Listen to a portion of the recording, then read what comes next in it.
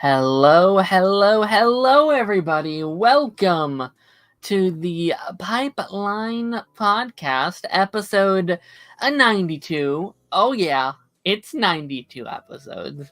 We're an old fart at this point. We are an old caboose that's run out of juice. I'm your host, like always, Daren Mcclimans. I'm here in the studio solo this Thursday afternoon, this Thursday evening. I am co-hosting the co-host, which is me. I don't know how you can co-host a co-host. I guess there's just no host in this scenario, but it's all me. I'm doing the work. I'm putting in the hours. No, obviously we had a guest. They had to cancel last minute, which is a-okay. Things happen, things come up. It's always kind of a fun thing when you're by yourself. It's very scary, in my opinion, because there's no backup. Normally, if I have to go search someone, I could be like, hey, or if I have to go search up something, I could be like, hey, talk about why The Flash sucks for 10 minutes, or whatever it may be. Not 10 minutes, what am I saying? I also do that. I will say things, and I don't mean them. And then I have to be like, wait, what did I just say in this very moment? What just came across my mind? What did I just spout out like it was nothing? Like it was nobody's beeswax? But yeah, no, today, and I feel like maybe I should change my name. I feel like maybe I should get rid of the Madam Web thing. I feel like that's a little silly to have on all the YouTube shorts throughout the week. But no, today we're going to be talking about Inside Out 2. Obviously, Inside Out 2 came out over the weekend. People watched it, people consumed it. Yeah, we're going to be talking about it today. I'm going to stick to Daren, because I can't talk and spell my last name at the same time, apparently, which is a weird thing to say. But yeah, no, Inside Out 2 came out over the weekend. It's been making a lot of cash. It's been making a lot of money. I'm excited to talk about it today, which we will be doing towards the end of today's stream. But yeah, no, I think we're going to end up having a shorter stream today. Just get to business, talk about what we need to talk about, and head on our merry little way. But again, if there is anyone in the chat as we kind of get this thing started, let me know by commenting down below if you can hear me, if you have anything to say, if you have any comments or questions you do want to add to the conversation. Normally do the solo ones. I do like to focus a lot more on the Q&A aspect of the stream. I do like answering your questions, answering your comments, seeing what you have to say about each and every topic that we do inevitably talk about. I will say, as we're kind of in this like awkward area, these beginnings are always kind of awkward, especially when by yourself, because you're like, usually I'd be asking how the co-host is, how are they doing, what are they watching, what are they consuming. I feel like I can't talk about what I'm watching just because it's like a monologue at that point. Like, I don't know how entertaining that is to just hear me talk about what I'm watching, what I'm loving. But we have the Pie. Pie is in the chat. How's it going, Pie? The hearing is happening. Pie, it's great to have you here. It's great to have you in the chat. How are you today? How's it going? But no, I feel like just in our little, like, what have I watched this week category, like, the big one I do want to bring up is just, like, The Boys came out this week. We've had, like, I feel like that's, or was that last week? I guess technically it was last Thursday when it premiered, and then we got episode 4 today. But I feel like that's, like, I don't know, it feels like at one given time, there's always, like, one big show at one point in time. Normally, like, a couple weeks ago, it was X-Men 97. I feel like now The Boys has kind of taken on that mantle of like, we're the big show right now. We are the biggest thing on television at the moment. I'm still recovering from The Boys today. I have not watched it yet. I've heard it's insane. I've heard it's massive. I've heard it's a big freaking deal. We had Darth Bunyan in the house. Darth, how's it going, buddy? How's it popping? Whoop, whoop, pipeline. Yeah, pipeline. I don't know about you guys. It's, prior to us kind of jumping into our main kind of conversations of the week, it's hot as hell here. It is really, really hot. We were just in the pool. We had just got out of the pool. My hair's wet a little still. It was not, the water was 91 degrees which is absurd. It's 91 degrees outside in general, so the pool was 91 degrees. It was hot. It was humid. It's been a rough one to sit out in. So it's been crazy. The new boys the new boys episode is crazy. I hear it's great. I hear it's amazing. I'm very, very much excited to kind of see what happens with the season, because I'll be honest, I'm loving it. I'm absolutely loving it so far. Pi said, I shall not say any spoilers, but it's generally one of the best episodes of the show. That is very exciting to hear.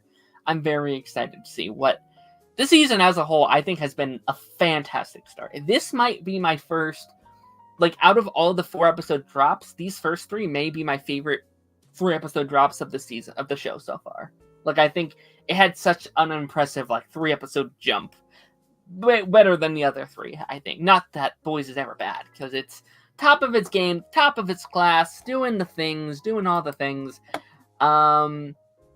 But yeah, with that being said, I think we're going to be jumping into we got some news stories we're going to be covering today. Again, if you have any comments, questions, or just kind of things to add to these conversations, make sure you do so, because I would love to hear them.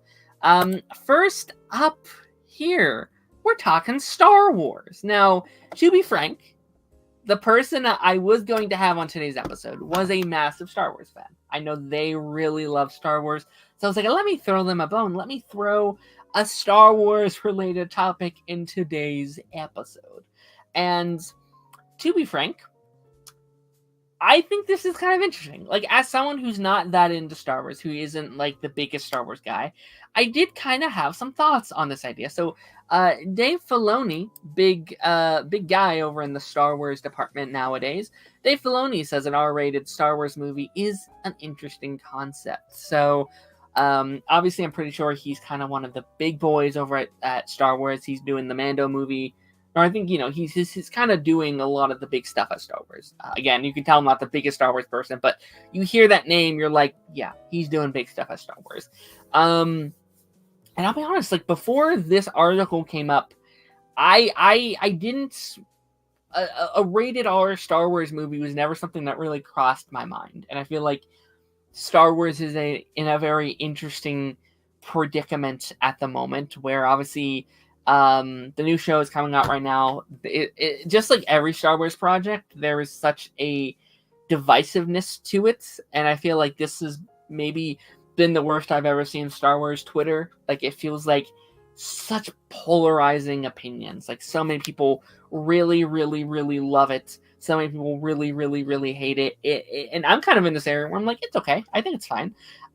So I think the prospect of like an R-rated Star Wars movie never really crossed my mind, and I think it's at a place right now where I'm like, I just want a Star Wars movie in general, because I feel like there's no, like, there hasn't been a movie since 2019, which like, again, like I said, I'm not the hugest Star Wars guy, but like, that was the only Star Wars movie up until the last couple months when Phantom Menace came back in theaters that I ever saw in a theater. I had not seen any prior, so I want to see Star Wars back in the movie theaters. I just want to do any movies at all. I want Star Wars back in the theater again.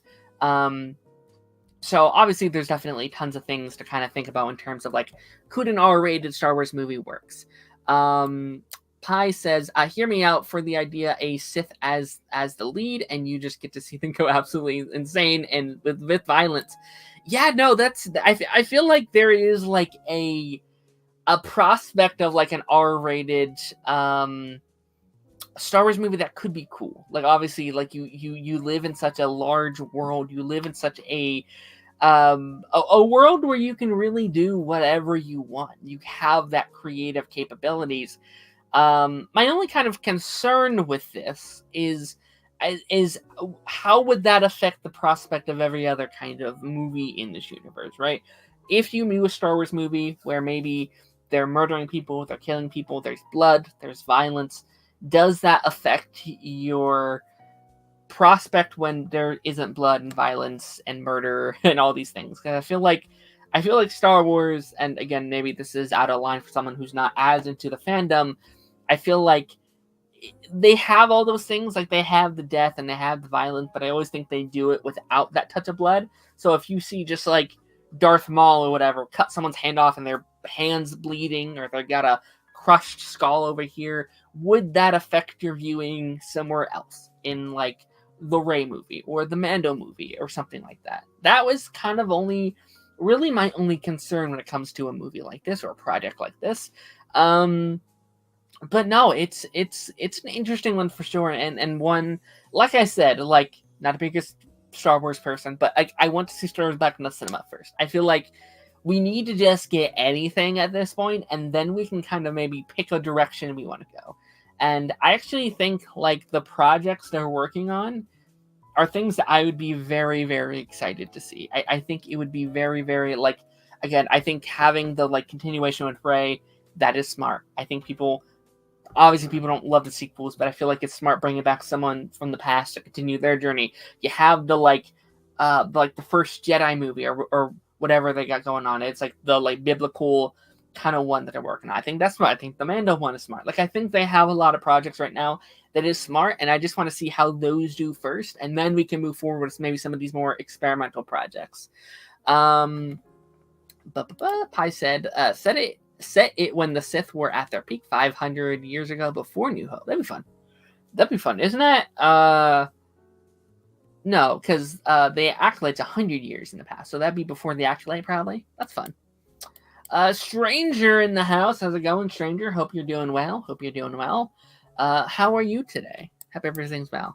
And yeah, that's all I really have in terms of the Star Wars conversation. But again, if you have anything else to add in the comments, make sure to do so, because that's kind of all I have here. All right, our next news story today. Catherine Langariera, hopefully I'm pronouncing that name right, has been cast for the live-action Moana film. So again, this is our we're talking Inside Out in a little bit. We're talking about what that movie is and my thoughts on that. So I thought, you know what, there's some Disney stories in here today. There's some Disney stuff that I would really like to talk about, and this was one. Now, it came out actually last week, I think, but I threw it in here to kind of fit with our Disney conversation. And this Moana movie, man, it keeps on chugging. It keeps on chugging around. Let me get this comment really quickly. I'm watching The Boys episode 3 right now. So good. You are the third person to mention it, and I am so excited. Once I get off here, that's what I'm doing. I'm turning on The Boys. I'm so excited. Let me read this as well. I'm so happy they went with an unknown. They already have enough star power with The Rock. Yes. I think whenever... actually kind of feels like they've been doing that quite a bit with their live action movies. It feels like they're going for like some of the unknowns. Like, I know at this point Snow White, the actress we have for Snow White, she's been in a lot at this point, but I assume when they casted her, she wasn't in Hunger Games and like Shazam, and it was probably like just when we had her Oscar movie coming out. But yeah, no, I think, okay, so Moana, I'm in a weird place with Moana, because like I'm someone that like defends these live action reboots as much as I possibly can. Like, I feel like they get a lot of shit on the internet. A lot of people don't like them as much, and I am in that boat where I think they shouldn't be doing them as much. I think they need to calm down with the ones they're choosing to make, but I also like to give these movies the benefit of the doubt. And there have been some I have enjoyed. There have been some that I have had a really good time with. Moana's one, though, that I'm having a hard time getting excited for. And I do think a prospect of that is it's so new. It is so fresh. I feel like this is one of the soonest turnarounds we've seen for definitely one of these Disney live action reboots. And I think a reboot in general, where we are less than 10 years out from the first Moana coming out. It has a release date, I think, of 2026 will then be the 10-year mark from when the first one came out. To me, Moana feels so new, right? And maybe that's just me getting older, but it feels like I just saw that in theaters, when in reality it's been like 7 or 8 years. But like, it's still such a fresh commodity in my mind, and I feel like in reality you'd be focusing a lot more on the Renaissance stuff, the Golden Era stuff, the Silver Era stuff, and then by the time Moana's 25, however years old, then you can reboot it. And I think another aspect of that is just like, we have the animated movie coming out now. Now, in fairness, when they announced this movie, we don't know if they had made that decision to make it a full-length movie. Maybe back then it was still a series, and then that decision kind of overlapped each other. But I do think having an animated sequel to Moana and the reboot going on at the same time, with just a year and a half apart from each other, is frustrating, right? I would much rather if they focused a lot more on the animated stuff. This is my take. I've said this a couple weeks ago. I would much rather if Disney focused on the animated sequels, the animated prequels, and stuff like that, rather than doing it all in live action. But that's just kind of my take. She was actually cast before West Side Story came out, so pretty unknown. But yeah, Moana is far too new for it, especially with the sequel this year. That's interesting. So that was before West Side Story. That's insane. Was it like maybe she was cast? She was probably cast as West Side Story and then cast before the movie came out. But that's crazy. Yeah, no, I think it's so cool. Like, her journey in Hollywood has been so interesting, because from my understanding, before West Side Story, she wasn't in any movie. Like, she did a lot of like plays and stuff like that, but that was her first movie, and it got up for an Oscar. Like, that's what a treat. Like, I feel like that's like the dream, is like you make a movie and it's an Oscar. Oh my gosh. Like, that's, I feel like what every actor thinks about when they're making their first movie. That's insane. That's awesome for her. And to see her journey, obviously the internet hates her at the moment for her comments through Snow White, but like, I don't know, she seems like such a gem. She seems like she loves what she's doing, and she's kind of sticking to her own stuff, not focusing on the internet, and I applaud her for that. I absolutely do.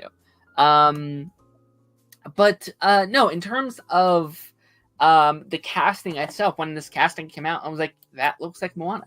Like, this looks like what a live action Moana would look like, and I can definitely applaud them for that. I can definitely be like, you know what? All right, good job, Disney. And you know, to be fair, I think with a lot of these live action reboots, as they will, there hasn't been like bad ones. Like, I feel like casting, in terms of the casting, like, I feel like there's never been like, I know a lot of people didn't like Jafar in like the live action Aladdin. I know there's some criticism there, but I feel like normally the casting groupings are good. They do a good job at what they're doing, so it looks good. I'll give this. I give it a watch when it comes out. I will.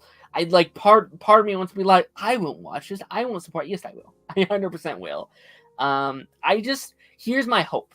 My hope, and I mean this for everyone that are in the camps that like, why doesn't Disney make original content? Why is it always the reboots? Why is it always live action? If Moana 2 makes more than Moana, it's over. I think that's a fair test to be like, oh, people don't want original stories. They don't want these original things yet. They just want to see what they already love, what was old, and what we're doing for the first time. Like, that animated movie needs to make more money than the 2026 one. It just has to. Or we've told them what we want. By doing that, we've told them we don't want the original stories. We want what we already know. So that's all I'll say on that one. Cast in West Side Story is January. They delayed. That's fun. Good on them. And then cast her in June 2021.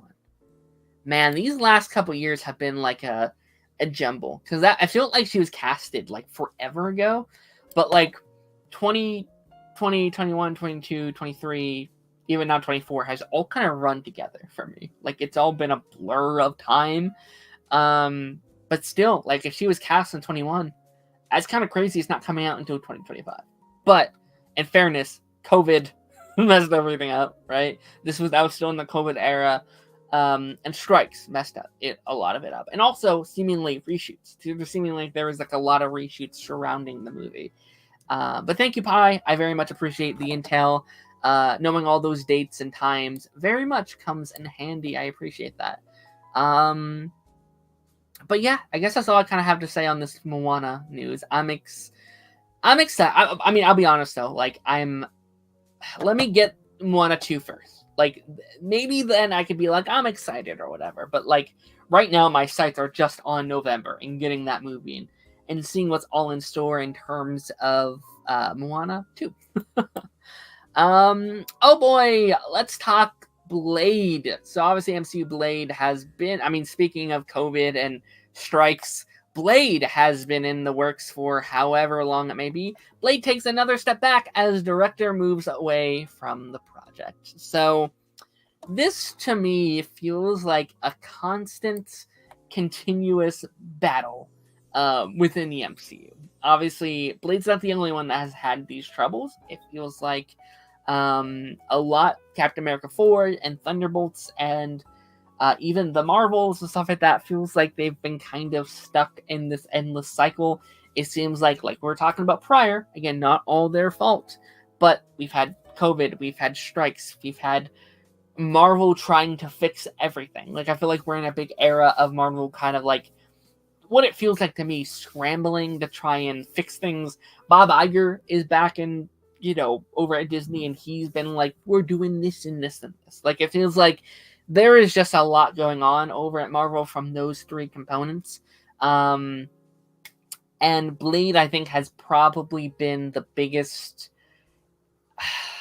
sacrificial lamb, if you will, from all the Marvel stuff. It feels like once a month we're getting like a new writer has appeared, a new director has appeared, this thing's going nowhere, we're restarting the writing process. Like every month there seems to be a different aspect of the story, and it's been an interesting one. And Blade isn't a character that like I'm like in love with or anything by itself. Like I'm not not that I dislike Blade in any way, shape, or form, but it's just like not one of my like favorite Marvel heroes or anything like that.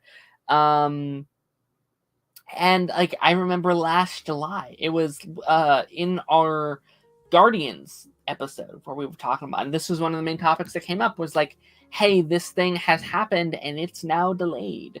And what does that mean for whatever reason it may be? Like, wasn't it supposed to be like a 2023 release originally? Like, that was the original date that they had, 2024 maybe. I don't know. It was set pretty far away, so it's been kind of interesting. And I'll be honest, I think my take at the moment, and obviously I'm not in the studios, I don't know what Marvel's cooking. It seems like Kevin and the team, they really want this Blade movie. It seems like maybe they want to set up like your Midnight Suns, which is all the articles keep saying, oh, come on after Blade or whatever. But like, Blade's one where I kind of think maybe I would stop. I kind of want them to like pause, take a breath, maybe focus on another project, and then come back to Blade once you know exactly what you want to do. And I think that is how you optimize it. Again, I'm not in the film industry, I'm not working at Marvel, I don't know what's going on. Maybe it all makes sense and it's all going to work out in a satisfying and like gratuitous way. But just everything we've seen, man, like it feels like it's just been this exhausting ride getting here, I feel like. And I was in the same boat with like Fantastic Four for a while, where it felt like every month was like, he's cast as Mr. Fantastic. No, it's him, and they now got a writer, and they're going to whatever. And with Fantastic Four, a majority of my hype has been restored with Fantastic Four, with getting a cast, getting writers, getting director, learning the aesthetic, learning the vibe, learning the earth, getting all these cool castings. We got like Galactus, and they're doing a really good job. The way they're marketing Fantastic Four is like a big Marvel event, a big thing for Marvel, and I think that is really cool. And I want that from Blade. I want them to be able to succeed. I loved the decision to make it rated R again. I loved the prospect of potentially a lower budget Blade movie. I think Marvel should do that in general with most of their movies that they're putting out.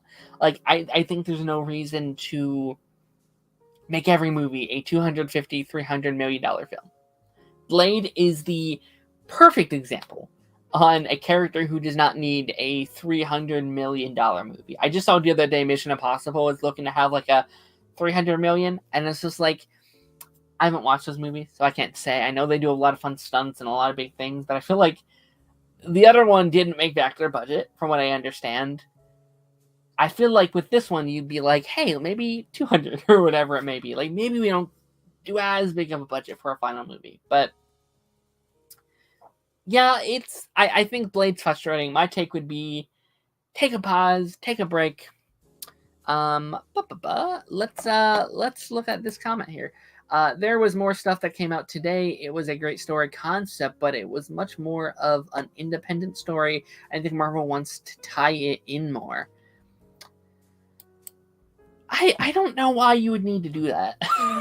Well, I guess that's what we've told them, right? We've told them we want more interconnected stories. We want more crossovers. We want more Avengers. We want more this. I feel like Blade's not one of those, though. I feel like Blade should just be a guy killing vampires. I feel like that's what it... And then if you want to interconnect it with Avengers, if you want to interconnect it with Midnight Suns, with Moon Knight, with all of these aspects, sure, you can do that if you want, but I don't know. I think Blade just needs to come out at this point. You need, or not. Like, I think you need to make a decision with either we're spearheading this, we're going forward, we're making this actual thing, or stop, take a break, and then focus on something else for a couple of years, and then you can circle back around. I don't know. That's definitely interesting. That makes sense, though. That feels like the Marvel thing to be like, hey, this is what we're doing, and then them being like, no thank you, let's do this instead. Let's do this other thing instead of what you want to do. Crazy. Mission Impossible gets their budget inflation by Tom Cruise having a history. Yeah, it seems like Tom Cruise does a lot. Like, he's doing all his own stunts, he's doing all his things. I would not be shocked by that. But is it going to make the budget back that they want to make back? And I'd say possibly not. It's possible they might not. So, I mean, I wish them the best. I've actually been really thinking about starting those movies recently. I've never seen them, but I hear they're a lot of fun. I'd like to jump on that train at some point. Maybe catch up for the 8th. Are there 8 of these guys? I think it's 8. Alrighty. And I guess our last main story here. Yeah, I think this is going to be a much shorter stream than we're normally used to. But the Dream-based Inside Out spinoff will release next spring. Now, this is kind of I thought this would be kind of a nice transition, and actually we might watch a trailer here in a little bit as well. We'll see how that goes.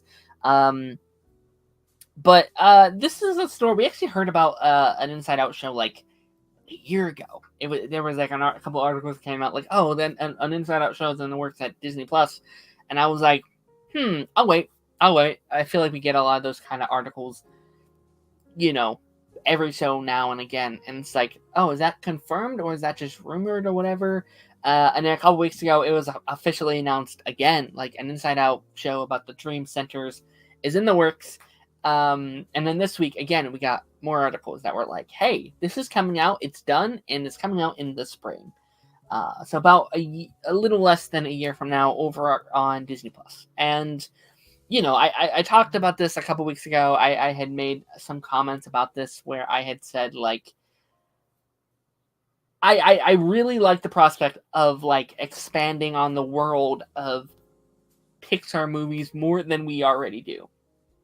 Because I feel like Pixar kind of sometimes goes the wrong direction with some of their sequels and stuff. Like, I think Toy Story is a prime example where, like, instead of a Toy Story 5, I would love, like, another story within the Toy Story universe. Like, I'd love the prospect of just, like, picking a home. Like, picking another child's home and following their journey. I think that could be a really fun prospect. I think that could be cool. And Inside Out, I saw 2 this weekend, and we're going to be talking about Inside Out 2 in just a little while. I think that's a great prospect. I think... Again, I think I think Pixar makes some of the most creative and expressive worlds in cinema. Like, I truly think they make some of the most creative content out there. And they have the opportunity with something like this to make a show that's never been done before, make content that we've never seen before, work within the power of what a TV show can offer you, and the power of imagination, the power of dreams. I think is always a very interesting prospect to kind of go in. And I think, like, my pitch, and I talked about this a couple times over the last couple weeks, like, my pitch would be like an anthology series where each episode or each season follows someone else's mind. Like, I love that idea. I think that'd be really cool.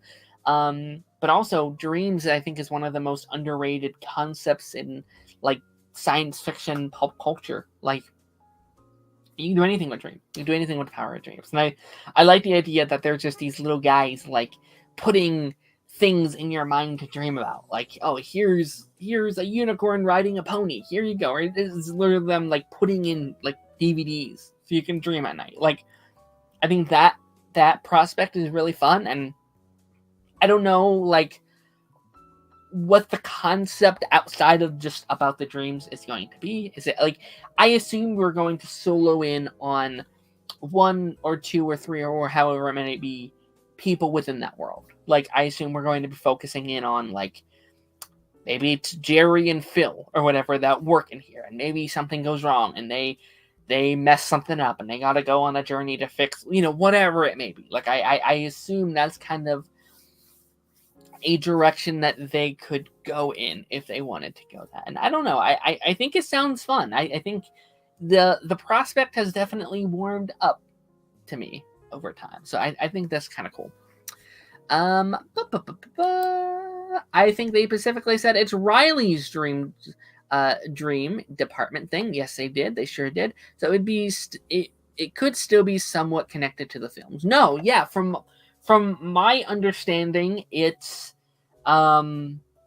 is Riley's head. It's still Riley's mind, which I think is smart. It gives you that, like, oh, look, it's the cameo thing. Like, you can still, obviously, it would still be about, I assume we would still actually have to have Riley, and I would assume maybe we would still have the emotions in some way, shape, or form, right? If I assume they would at least have some sort of cameo or something to kind of, like, connect it to the movies in some way, shape, or form. If that would be with the cast returning this time around, if that would be with people dubbing in. But I actually think Disney Plus has done a really, really good job at, like, keeping the actors that have been involved in these movies connected. I finished Monsters at Work recently. I've got a video coming on that I think it's Saturday. That video is coming out. I'm super excited for that. But I like one of the things that really shocked me while watching through that show was, like, all the actors are here. Like, you got Aubrey Plaza and John Newman and everyone that you can imagine that were in those movies are back for the show. And I feel like that never used to be a thing. Like, I feel like I watched so many Disney shows as a kid where you just get new actors to play those roles. So I think that's cool. And if you can maybe get some of those guys to come back in this one and play a role, that'd be super fun. Yeah, but no, I'd love to hear what you guys have to say about this one. Are you potentially excited for the prospect of an Inside Out spinoff? I'm open. Like, I feel like, and maybe we can talk more about this once we actually get to the discussion of the movie, and I'm not sure how long we're going to be talking about Inside Out since it's just me, but I think it's kind of, I think they've done themselves a justice with how they've done the second movie, because it just feels like inherently a story you can continue. Like, I feel like if you want to, you can do as many Riley Inside Out movies as you want, right? You could be like, all right, this time they were really smart. They only aged her up 1 year in this movie. I know we're getting into, like, spoilers, slight spoilers for Inside Out 2 if you haven't seen it, but, like, she's 13 in this one, where she was 12 in the first one. I think, and this is 13 and 14. I think she's 12 in the first one, 13 in the second one, and, like, that was like, oh my gosh, I thought they were going to age her up a bit more for this one, but no, she's still very much a child. We're still kind of, like, experimenting in kind of the same time of her life. Like, you could next one just do 15 or whatever, right? Or no, next one you can do 14 and then 15. That's just, like, you could do that if you wanted to really milk the franchise as much as you want. I feel like in my perfect world, like an Inside Out 3 would be like 60 or whatever, or even like an 18 or whatever that may be. Like, I feel like that's kind of the direction I would go with an Inside Out 3. But no, I think they set themselves up. And then again, there's a prospect of like, all right, we're done. Like, maybe you do like a Riley trilogy. You're like, all right, we're done. All right, now let's go follow John or whatever, right? Like, you could do that. Let's go follow Marcus this time around. Like, they have such that creative power. Hey, let's follow Deborah, who's this like 90-year-old woman or whatever. Like, you have that. They've built such an empire in just these two movies, and you can just expand as much as you want if that's the direction Pixar would want to go. Oh, she's 11. She's 11 throughout the first one, turns 12 at the end, and then the time jump is the 13. Okay, she's only 11 in the first one. My goodness, I feel like she's very like, I feel like she's a very like mature kid for like 11. At 11, I would not have been giving the maturity that she was giving in that movie. She feels like a very like, even though she runs away from home and does cause a little trouble, like I feel like she's very well adjusted for an 11-year-old. But I feel like I'm already kind of talking about Inside Out 2 a little bit. I feel like we're just going to carry on that conversation a little bit. And again, I'm by myself today, so typically we'd probably be talking about the movie for a little while. I'm just going to talk until I have enough, until I feel like I've given my thoughts on the movie. And of course, and again, anyone in the comments, again, I very much appreciate you guys in the comments. You guys are keeping, especially Pi, thank you in the comments for giving me something to talk about. So I very much appreciate that. That goes a long way. I very much do appreciate that. But again, if you guys have any thoughts, theories, comments, opinions, whatever questions you want to add about the movie as we kind of go through and talk about this a little bit, by all means, have fun. All right, so Inside Out 2. I mean, I feel like I should say, like, first Inside Out movie, one of my favorite fictional... No, it's just one of my favorite Pixar movies. It was my number 5th favorite Pixar movie. I watched Inside Out 2, and the first one rose to my top 3 Pixar movies. So I feel like I just remembered how much I love that first movie. And no, like, I saw the first one in a drive-thru when I was like 12, maybe 13, probably the same age as Riley was supposed to be, maybe 10. I don't know how old I was exactly, but I saw Inside Out 2 and Minions as a double feature, in which it's kind of a wild combination, especially now that we got Inside Out 2 and Despicable Me 4 basically in theaters at the same time. Like, they will have probably, at one point, you could probably see both in theaters at the same time, as they're so close together. And I remember loving it. I remember having a good time with it. But even kind of revisiting the second one now, having now seen the second one twice, I feel like I can already tell I didn't appreciate that first movie as much as I would have if I had watched it for the first time today. Like they have I love the themes, I love the ideas, I love how deep they are willing to go with the story, and I feel like it's the deepest of Pixar. If I'm talking about Pixar 2, if I'm going into Inside Out 2 now, I feel like it's the deepest it's gone, Pixar's gone in a little while.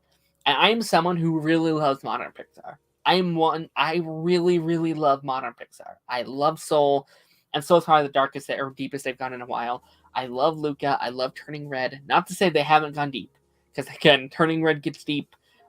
Luca gets a little deep. Soul gets deep, but I feel like this might be the most like essential crisis that it goes for quite a long time now, maybe since like Coco. And I really appreciate that. I think in general, my thoughts on this one would be really good. That's your criticism as a whole. Like, I think, because again, I think it's an interesting one to do a sequel to, because I think you want to up the ante, you want to do something different, you want to kind of expand on the world that has already kind of been set in place, and I think they do that, but also how do you make it different? And I think, that was kind of where, if any criticism for me came in, was like, were they able to up the ante in every category? And some of that was maybe not as much as they could, but I think they do a really, really good job at kind of like balancing it out in a very fun way and being able to add. It doesn't feel like the same movie to me. Like I've seen a lot of people being like, oh, it's just the same thing again, and I think that. And I do want to get into some of the themes of the movie and what they mean. I would love to hear what you guys have to say about the themes as well as we kind of get into this. But like, I feel like they take. I think it takes the first one. I think it takes themes and ideas and its root messaging, and I think they just expand on that throughout this movie in such a fun way. I loved it. Loved it. I've seen the film twice, absolutely bawled my eyes out, honestly, nearly up there with the first one. First one is in my top 15 of all time for reference. Top 15 Pixar, top 15 films, because both are valid, I feel like. Top 15 films, honestly, I could see the first one being in my top 15. I don't think it is at the moment, but I could see a world where it is. I will say, I think this one might be sadder. I think like that moment in the first movie where it's like Riley's coming home and she's explaining how sad she is, and she's explaining why she did what she did and she misses her home and all those things. Like that to me is probably the saddest moment might be one of the saddest Pixar moments in general, if I'm gonna be completely honest. Like I think that just gets me. Like the main theme of Joy being like, oh, sadness is important too. Like I like that moment where they're both touching the orb, and oh my gosh, it's a beautiful moment. But I think this one to me is just consistently getting me throughout the movie. Like every 5 to 10 minutes, I feel like the heartstrings tugging on me in such a way where the first one is like, oh, this is a really fun movie, and the end's just really sad. Where this one, every couple of minutes, I was like, oh my gosh, oh my gosh, oh my gosh. And also spoilers, guys. I don't think I mentioned that previously, but spoilers for Inside Out 2 if you have not seen it. I just want to put that out there. Spoilers. But like, yeah, there's so many like consistent moments that are just like, oh god. And I think, and again, I don't know, because I was wondering, because again, like this is a nostalgic movie for me. It came out 9 years ago. I was young when first one came out, and I did think there was a little bit the first time I watched it where I was like, is this getting to me just because I'm feeling nostalgia? Which, funnily enough, is in the movie. Like there's an actual emotion called nostalgia, which is pretty fun. I know people had an issue with that, but I thought it was kind of fun. But like, I think they and I think it also just helps because like you have such an attachment now to these emotions and what they're going through. And Riley, like it feels like you've grown up weirdly enough, because I know like it's only a year time jump, but it does kind of feel like in a weird way you've kind of grown up with Riley a little bit. Which maybe is why I kind of wish maybe they did a slightly larger time jump, but like you feel like you've grown a year with Riley. And there's that really, really sweet moment. And I think they do a great job at like making you care in such a short amount of time. And again, it is a sequel, so we already did have it. But I think like even with her friends and showing you why they're so important to her and what it means to have friends. And there's that moment where like, we're not going to be on the same team with you next year. Like we're not going to have that time. And she gets out of the car, and again, sadness is able to like touch the globe and be like, sadness is okay. And they let her have that. Like I started to tear up a little bit because that's such a real moment. Like I can just come back to so many moments in my life where I had a really, really sad experience where whatever it may be, losing a friend or whatever it may be, and you're like, I want to cry, I want to bawl, I want to be sad, but hold it in. Just wait until you're alone, and then you can express those emotions. And I think that like relatability is so good. I don't know. I think they do such a great job at that. top 15 films, probably top 1, maybe top 2 Pixar. That's fair. It's a banger. It's an absolute banger. Take her to the moon for me, Bing Bong does whenever. Oh, yeah, that's good. That's good. I Bing Bong's so great. I was kind of thinking, like, I wonder if they'll get some kind of Bing Bong cameo in here. Like, I was thinking, like, maybe we get, like, a reference, a cameo. Yes, he died. Like, he's dead. He's dead. So, like, the more I think about it, I was like, no, that wouldn't make any sense. But I was still wondering, like, I don't know, like, maybe there could have been, like, a little reference. Like, maybe, like, a hat or something throughout when they're kind of underground and they're exploring and stuff. I don't know. Or reference to him. I don't know.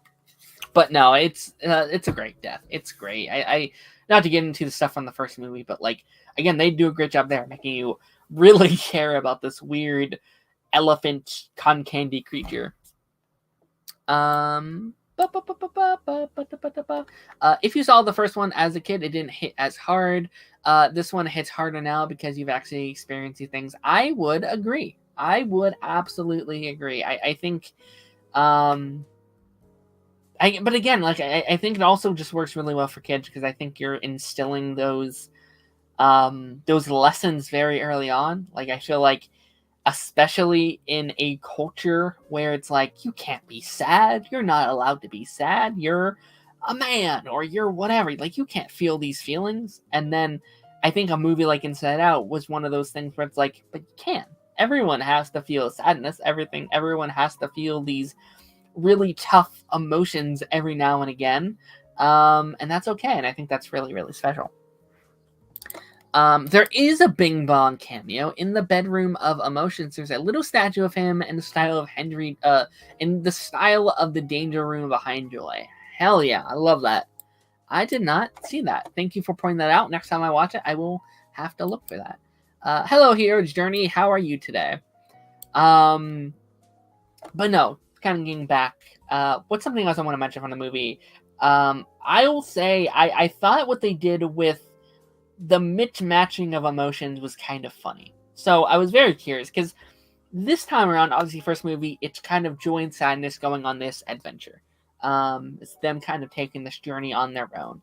And I remember watching it as a kid, and I was like, I was very sad because I wanted to see all the emotions interact and all the emotions kind of have their time to shine. And I remember as a kid being very disappointed in that, and I feel like this movie kind of took that to heart, and they were like, okay, let's put them all down there. And I was like, this is an interesting prospect. I'm wondering how all 5 of them are going to work. And then we take out sadness and put her on her own. And I think that was very, very smart. I think you are kind of giving the characters I think that's how you mix this up. I think this is how you make this movie feel more unique, is obviously you have the first one, and this movie kind of has a similar template to the first movie. Like, they kind of can feel very similar in kind of how the movie's templated, right? It's Riley goes on this journey without her emotions. They have to get back to headquarters and fix it before their Riley's lost. Like, that's the template of technically both of these movies. So I think splitting up the cast in the way that you did was very smart. I think it worked very well, in my opinion. I think sending sadness on her own helped her character a lot, because I think giving her own kind of independent arc up in the headquarters, working on things, trying to, like, infiltrate their group and bonding with embarrassment, I thought was a lot of fun, just kind of seeing that personal journey for her and her kind of growing into her own a little bit without the other emotions. And then I also thought this gives you the ability to grow new dynamics with the rest of the cast. And I think the core of this movie, or at least that part of the movie, was the joy and anger dynamic, which was not one I was expecting going in. Like, I think that, like, again, I feel like joy and anger are so similar yet different. Like, I feel like, and that's kind of the interesting, I think, about these movies, is that, like, at their core, everybody wants joy, right? Like, despite anger not being joy, sadness not being joy, they all still crave for the experience of joy in their own way. I think they're all kind of reaching for that in their own way. And I think Joy and Anger were able to relate to that on a certain level. I think they were able to bond with their experiences of like, we are all just trying to make Riley happy. We are just all trying to make her life better. And I think he becomes like the rock of this movie that Joy can kind of lean on now that Sadness isn't here. Like he kind of steps up in a really great way. And there are several speeches that like those two have. And there's moments where he will comfort her, or there will be scenes where he just steals the show. And I think that's special. I think they were able to, again, make something new, make something special with the time that we had.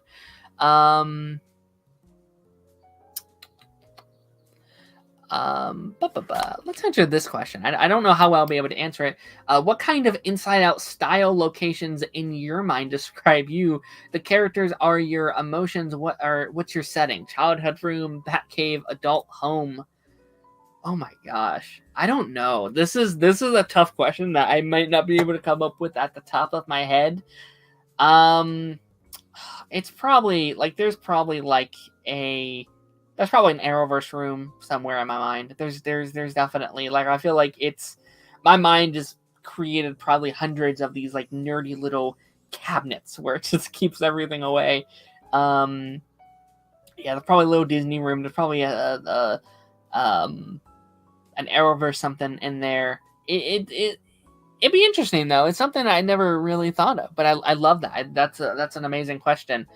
I'm trying to think. Like, I feel like creativity is definitely high. Like, I feel like that's one of my core attributes, if you will. Like, I feel like that's one of the core things that are just kind of banging around up there. All right, what do I want to mention next? I'll also mention, I think this movie does a really good job at... I like there's a lot more focus, I think, on Riley as a whole in this movie. Like, I feel like the main focus in the last one, yes, it's about Riley, but there is a lot more focused on the journey with Joy and Sadness by herself. Like, their specific journey. And we're seeing the consequences that is taking on Riley. Where I feel like this time, they do focus a lot more on her and her journey, and just getting to spend time with her as a character, I think, is really helpful. Like, I feel a lot more attached to her character and who she is this time around than maybe I would have last time, and I think that's really special. And that's kind of what I want a little bit. Like, I would be very, I'd be very interested to see a film where maybe we don't leave. And is that possible? Because, like, I feel like that's kind of what in my head, I want. Like, I would love a movie where they're just in her head going on the journey with her, but would that work? Or would that just be boring? Like, do they have to go somewhere? Do they have to go on this journey with her? Does it have to be Toy Story style, right? Yes, a Toy Story movie wouldn't work if they were just like, hey, let's stay in the room, right? Like, maybe that wouldn't work as well as them going on this adventure. So that's very interesting. I do want to talk about, actually, let me get to these comments first. Fully convinced the emotions in my head just get thrown around in there because my head just jumps very quickly around that quickly. I agree. I have, not to get like really like, no one cares about like my real life or anything, but like I have a really bad thing about like making decisions. Like, I'm gonna do this thing. I was like, no, I'm gonna do this thing. No, I'm gonna do this. Like, I can't keep a decision for more than 24 hours, and I'm always trying to change what I'm doing and changing kind of what I'm doing. But no, I can definitely relate to that. But in the first one, I think the filmmakers described Riley much more as where the film takes place. But yeah, she really gets some great development in this one. Yeah, 100%. Like, it feels like Riley is the main character of this movie, and we're trying to fix her. Where in the first one, it was Joy and Sadness as kind of the main player. So I think I thought that was very cool, and I think this movie, and I saw someone on Twitter state this, and I 100% agree. I think this movie puts Joy, and not that she wasn't previously, but I think this puts her as one of the best Pixar characters. I love the journey that she goes on in this one, where movie one, it's about her accepting that other emotions are valid, right? It's her accepting, oh wait, not every someone cannot be happy all the time, right? There needs to be sadness, there needs to be fear, there needs to be disgust, there needs to be all of these other emotions as well as sadness and joy. And I feel like she kind of goes a complete 180, where in this one we are seeing Joy kind of have like a midlife crisis of sorts. Like, you have anxiety come in here, and I feel like, she's obviously, I feel like with anxiety and all of these new emotions, like she's fighting she wants to be in control still. Like, that's still her first nature, is to like be in charge, be the lead, make Riley happy. That's still her role. But then she's instantly like, okay, we've been through this before. New emotions are good. Let me try to put that in perspective and let them have their chance to shine as well. And it feels like the journey she goes on is like, oh, maybe I'm actually not needed at all. Like, maybe the direction that you go in as you grow up, as you become an adult, is like, there's that really line that's been going around on Twitter and stuff where it's like, maybe as you grow older, you don't feel as much joy. Maybe I am not needed anymore. And like, in my theater, there was a gasp. There was like, oh man, like there's like, oh, maybe you don't need as much joy. And I heard like the whole audience was like, not the whole audience, but the audience was like, oh no, no, we know what that's like. Don't do that. So I thought that was such a genius thing, especially now that you're marketing, like, they obviously know they're marketing to a different audience that maybe you wouldn't have. Like, obviously you were marketing to a larger audience last time, but they know the people that are now watching this, a lot of the main people are now teenagers. They're now adults. They're now young adults or whatever. So I think those are going to be feelings that we're now feeling. Like, we're feeling nostalgia. We're feeling anxiety. We're feeling the pain of growing up. And I think being able to display that in such a great way is amazing. But this journey for her, that is like, maybe I'm not needed anymore. Maybe I don't have a place in her. And it's kind of the same arc that Woody goes through, right? The idea of like, oh, like, I don't want to play with you anymore. Like, that kind of feels like their similar journey. And I think one of my new favorite Pixar movies, and the entire third act is like one of my favorite third acts of a Pixar movie, if I'm gonna be honest. Like, that the getting back up to headquarters, the anxiety attack, the she wants you joy, I think it might be one of my new favorite Pixar moments, because that is such a heartbreaking, school crushing moment of like, I am wanted, I am needed. Yes, anxiety is here. Yes, embarrassment and all of these new guys are kind of doing their things, but I am still what she wants. I am still important to Riley. And like, oh my gosh, it's tough. It's really, really tough to keep to keep it together. I saw it twice, and each time I'm just like, keep it in, because it's tough, man. It's brutal. To be honest, I think the pure genius of Riley is using a gender-neutral name and makes it so much easier for all the kids to see themselves in her, if that makes sense. Yeah, I can see that. I can definitely see that. And I think that's the genius of the writing, is that, like, I think no matter if you're a boy, if you're a girl, if you're young, if you're old, I feel like we can all kind of relate.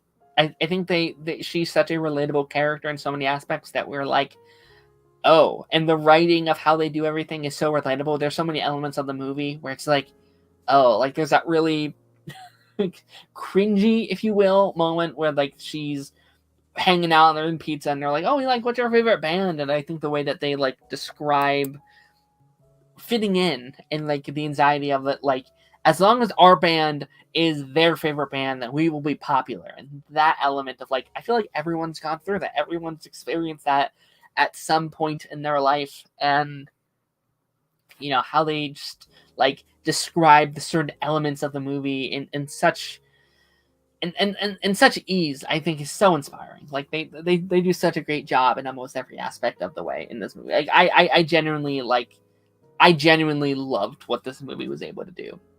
I would say if I throw out any criticism, if I was to throw out any, and I loved the movie, I would say, like, I feel like the journey that the emotions go are slightly less dynamic than maybe they would have been the first time.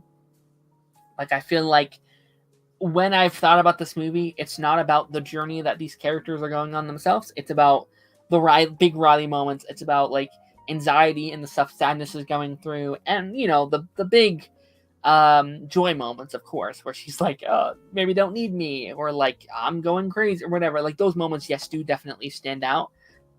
But I do think the journey they go on as a whole wasn't as captivating as maybe the last one, as their last journey was. But also, this is the second time they're doing it, right? So it's impossible to say, not impossible, but it'd be hard to say, hey, do that again, but better, right? That's a hard ask, because they did it so well the last time. And they do a good job at adding new elements to it that I think is fun. Like, they go back to the Dream Center, and there's that really cool scene when they're all, like, pitching in, like, the good memories to Cinder Riley for she can have a good night's sleep. Like, that's a really sweet scene. It's a really touching scene. And, you know, I think they had a lot of fun with, like, the imaginary creatures down there. Like, Bing Bong is gone in this movie, so you have, like, the door, you have, like, the, like, Dora the Explorer / Blue's Clues-esque character down there that's like, Riley secretly still likes it, or whatever, and it's just, the gags they have with that little guy is really fun. You have the like, 2000s video game character that can only go one direction, who rolls into a little ball. That's a lot of fun. That's very creative. They have a lot of fun there. So I'm like, it's not like an issue to me at all. But if you were like, hey, what's the criticism you might have with this movie? That would probably be one that I would give you. That'd probably be the like, it's not as dynamic as the first one does, and maybe doesn't hit in some areas as much as the first one does. But again, it's a sequel. It's hard, especially when I would say the first movie, 10 out of 10. I think that's a 10 out of 10 film. Like, I think it's almost nearly a perfect movie. I truly do. So it's yeah, I feel like I'm kind of heading towards the end of my discussion here. I feel like I've aimed a lot of what I would probably have to say about the movie. I mean, I didn't really mention, like, the new emotions either. I feel like maybe that's also negative, such a strong word. I feel like I don't have negatives about any of the new emotions. I think they're all really fun. Obviously, the most prominent is anxiety. I think she's a lot of fun. I think Maya Hawke is playing her, and I think that's a great choice. Like, I think, just one moment. I think she just has that, like, fun hipster young adult vibe to her that fits it very well. And I think anxiety is a great pick for a movie like this.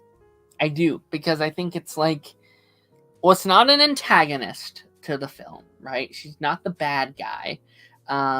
Ultimately, she's doing what works. She's trying to do what's best for her. And I think it lines up very well to what anxiety is, right? Anxiety takes over you. It obsesses. It does what it can. Like, anxiety, hypothetically, is supposed to be there to protect you and do what's in your best interest, but it gets out of control sometimes. And I actually think it's very helpful, and this might be getting off track to, like, the new emotions thing. And this is something I probably wouldn't have been able to pick up on as a kid, but I think it's really helpful to have, like, good representations of your emotions. And again, this is the first one did this perfectly, but I was younger first time I watched it. And when thinking about this movie now, it's been really on my mind of having these physical representations of your emotions. And I think it's good. Now, you know, I can look at, like, your anxiety, and you're like, oh, what does this? And you're able to, like, put a name to what you're feeling in certain moments, because now you have a face, you have a name, you have a voice to those emotions. Like, you know, not to get too personal, but, like, I suffer with some depression. Like, that's something I deal with sometimes. And I was through one of my kind of phases the other day, and after having watched the movie, I was like, I'm feeling really sad right now. And it was almost this weird moment of, like, being able to kind of, like, recognize that emotion in a different way and be like, well, maybe it's not all bad. Can I use that depression in some sort of way, in some sort of fashionable way that isn't just like self-destroying? Like, can it be helpful in some way? And can anxiety be helpful in some way? Being able to have a face to that feeling is something very impressive to the movie. And I think if you're thinking that way about any of your real life instances, I think if a movie can make you feel that way about their characters, you've done a great job making very memorable, very fun, very iconic, lovable characters. But just to get back to like the new emotions, I think anxiety works very well. I think she's really, really fun. I think Envy is so much fun. She's great. Obviously, I love that actress. I just watched Bottoms this week. I watched Bottoms. It's weird because I watched Inside Out 2. A couple days later, I watched Bottoms, and then I saw Inside Out 2 again. So I've had a lot of her this week.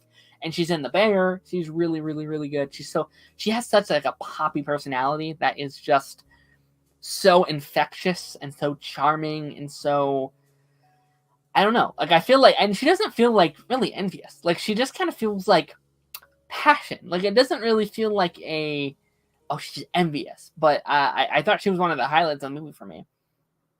And then the rest are just kind of there. I think Embarrassment's fine. He didn't do a lot for me.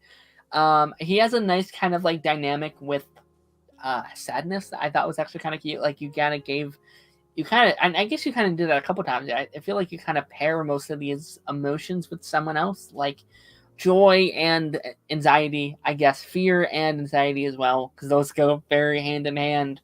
And then sadness and embarrassment, and then disgust really didn't get anybody. And then boredom was also there. She didn't really do anything to me. They didn't really do. They were just kind of there, and I was like, okay, all right, cool. They work up the cast, and they build up the cast, and I'd be very curious if we get an Inside Out 3, which by the box office numbers, I assume we're going to get. I think it's hitting $1 billion. If it doesn't hit $1 billion, I think it's hitting close to $1 billion. So if we do an Inside Out 3, I'd be curious if all those emotions are still around. They should be. It'd be weird if they were just gone. I feel like that's the biggest thing of the first movie now is like, well, where were they then? Right? They were just like, oh, well, they weren't in the adult. I guess this movie kind of establishes that sometimes they go away over time. I kind of think that's a bit BS. I think that like when you become a parent, you no longer get anxiety is kind of weird. Like, I feel like, I don't know. I thought that was like, oh, like, welcome back and anxiety. And it's like, well, I feel like she would just be there. I don't know. It's whatever. It's a retcon. It's fine. I don't have an issue with it. But I wonder if you keep all of these around, or if you do introduce even more emotions. Because I feel like the more you introduce in the cast, the more messy it could ultimately be within the season. So I don't know. I'd be curious, but I think I want an Inside Out 3. I want a trilogy. I'd love a trilogy, and then maybe if you want to do more, focus on someone else. Or honestly, 4. I actually think 4 would be a good number for Inside Out. I'd love like a 16 to 18-year-old Riley. And then I'd love like an adult Riley. I think that could be really fun. I really want, like, it doesn't have to be Riley. It can be any character. I want an adult Inside Out movie. Not in terms of like I don't want like an adult movie, but I want to see the Inside Out emotions from the perspective of an adult. I think that could be really, really, really fun. I think that'd be really, really cool. The summer cannot get enough of AO. Last summer, she had The Bear Season 2, Teenage Mutant Ninja Turtles, Theater Camp, Bottoms, and Across the Spider-Verse, and The Bear Season 3 with her directorial debut and Inside Out 2 this summer. I agree. Yeah. I think just animation-wise, she's the queen of, like, theatrical animated movies at this point. Like, Ninja Turtles, Spider-Verse, Inside Out 2.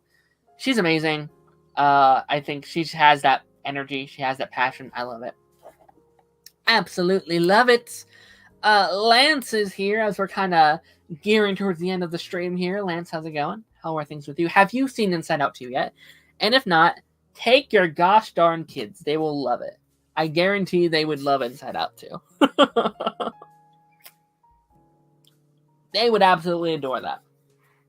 I do think that's kind of where we're ending up, though. I feel like I've given out most of my thoughts and opinions on the movie.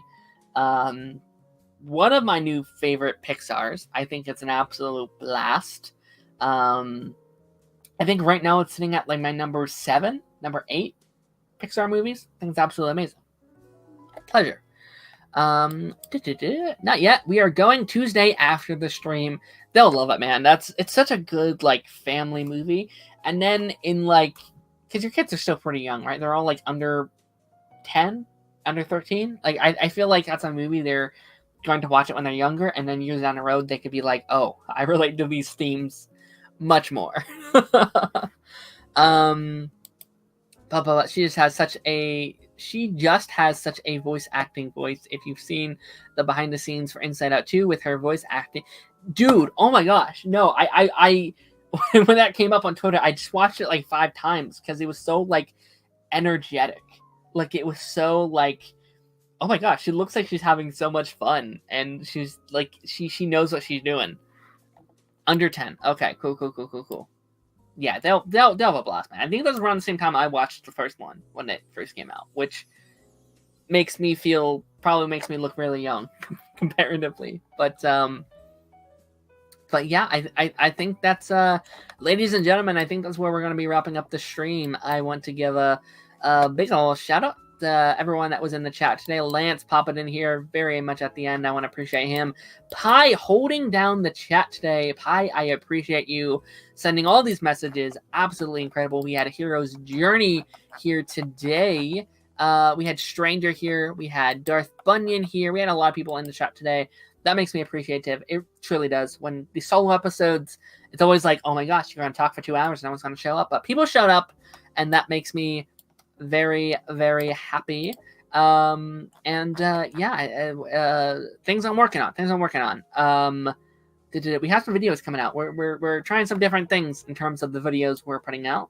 If you like Pixar, we're putting out a Monsters at Work video later. I think it's Saturday. I'm just my goal on the channel right now is just watch a thing and then make a video on it and then put it out in a fun little way. So we actually this week kind of like relates to this because we did one on Monsters at Work, which is Pixar, and then we did one on Bottoms, which I just watched for the first time. So both kind of connect to Inside Out 2 in a weird way.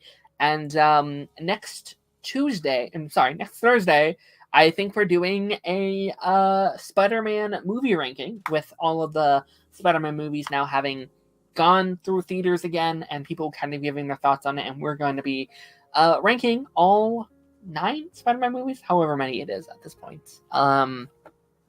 And yeah, without further ado, I will see you guys on the flip side. Bye-bye.